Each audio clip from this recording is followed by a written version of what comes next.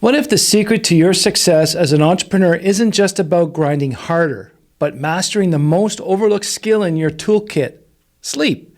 Well, sleep is a trainable skill.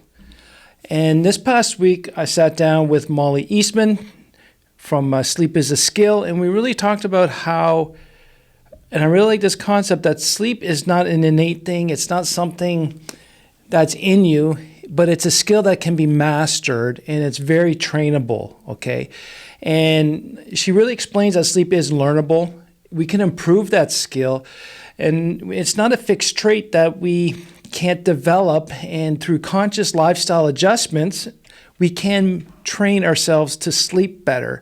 And I never looked at it that way, as that sleep is a skill. I just thought it was a natural part of us, and you either sleep well or you don't, and that's the way I've been feeling, is that I haven't had a really good sleep probably most of my life.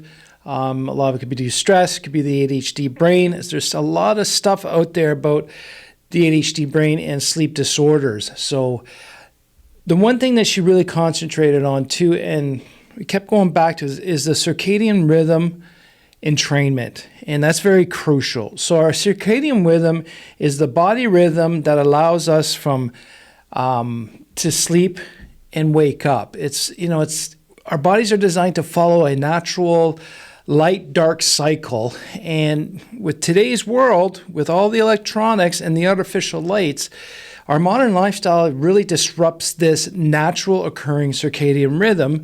And we are awake in the day, in the light, and we sleep in the dark. And really, the body is designed to be active by day and at rest by night for the majority of the people.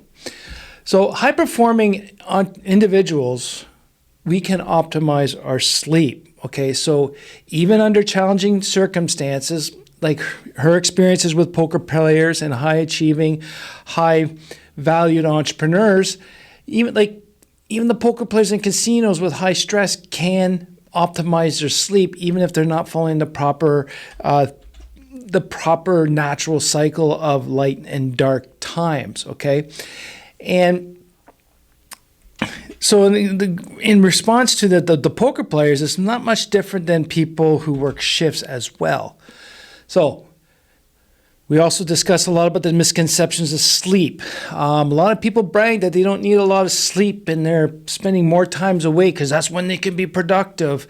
And actually, even based on my experience, the more tired I am, the more useless I am. But society has this belief in this. We're training you that the more hours you work in a day, the better you are, the more successful you are, and it's more bragging rights. I don't need a lot of sleep, or I can run on empty. And if you want to look back, probably your biggest mistakes were done when you're asleep, or biggest accidents, physical, car, business were all done when you had lack of sleep, okay? So the ability to kind of run on empty and run on low numbers has been proven many, many times to be just a fad and a bold social lie. So, but how can we correct this? And the one thing I started to do, and I got it validated by Mollie, is that, we need to create boundaries around our stress. So us as ADHD entrepreneurs, we struggle with down regulation and setting work-life boundaries, okay? So we struggle with sleep, and a lot of times that has to do with stress, our erratic schedules, our long days.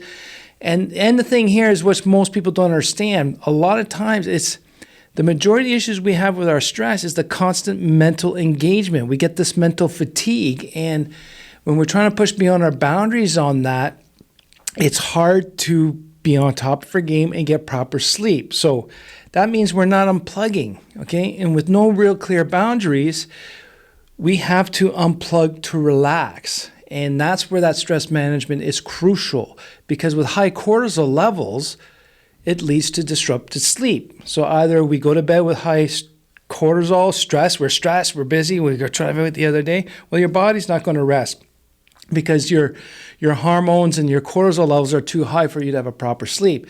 And she pointed out that probably a lot of us entrepreneurs, we wake up with high cortisol levels, and that's a problem. That means our stress is never going away and we're sleeping with it. And just, there is a significant overlap between entrepreneurship, ADHD, and sleep difficulties. So there are studies out there that saying 25 to 50% of people with ADHD, they experience some sort of sleep problem. And that's something serious that we got to consider. So sleep is a little more important for us. So the practical approaches to better sleep, she gave us 3 good ones. And it's not to scare you. It's not just small lifestyle changes is all we need, okay? Small, consistent lifestyle changes. It will create lasting improvements in our sleep quality. Even just a little bit of improvement will make a big difference in your next day. She really talked about getting natural light, sunlight exposure during the day is critical because apparently if we do about an hour's worth of sun exposure, it gives us the proper melatonin production to regulate the body's internal clock, the circadian rhythm for sleep in the evening. So if we don't have enough melatonin generated, then it affects our sleep cycle and the quality of our sleep. And I didn't realize that.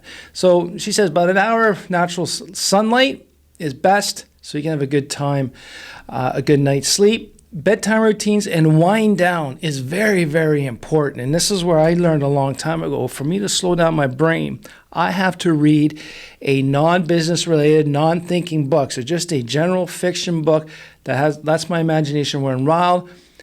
And now I've been doing it for so many years, 40 some years, that if I don't read something before going to bed, I have a hard time falling asleep because then that's my brain saying, oh, we're reading in bed, therefore we are going to sleep.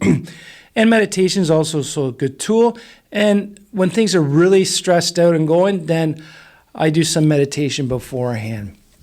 Okay. Timing optimization about temperature, timing of the temperature, hot, cold, the time you eat, the time you sleep, and exercise can dramatically improve sleep or affect you. So, timing of your mental downtime is very important. And I think that's what a lot of us don't understand. It's the mental part that's probably causing a lot of our sleep problems. And we've got to have mental downtime. And that's very, very important. We also talked about how technology is a very helpful tool. I got a Garmin watch. I'm not promoting Garmin, saying this, I like this watch. It measures all my vitals. Now I just got the Oura ring, which specializes in sleep.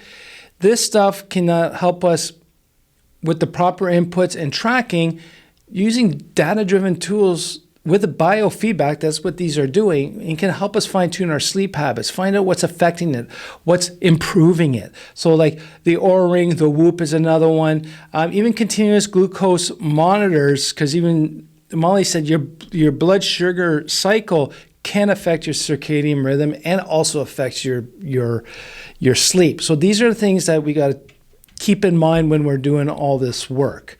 And I really enjoyed this conversation with her. A lot of her stuff is backed by science, which is nice to see. And it's non-traditional, non-medication related. We may need medication at times to help it to get to a better place, but it's all about management. And remember, sleep is a skill. Stress management and downtime is very important for us ADHD entrepreneurs. And let's start using technology to start. And again, we don't need to figure it all out, one little thing at a time. And we can use that data, and a little bit of improvement of your sleep will go a long way, and you'll enjoy yourself better. So thanks again for listening to me, or learning with me, sorry. But I do appreciate you listening to me.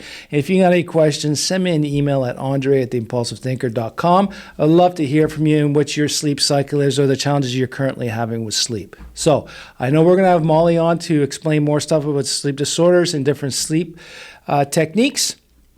Please have a listen and pay attention to what's coming in next. So thanks again. Take care.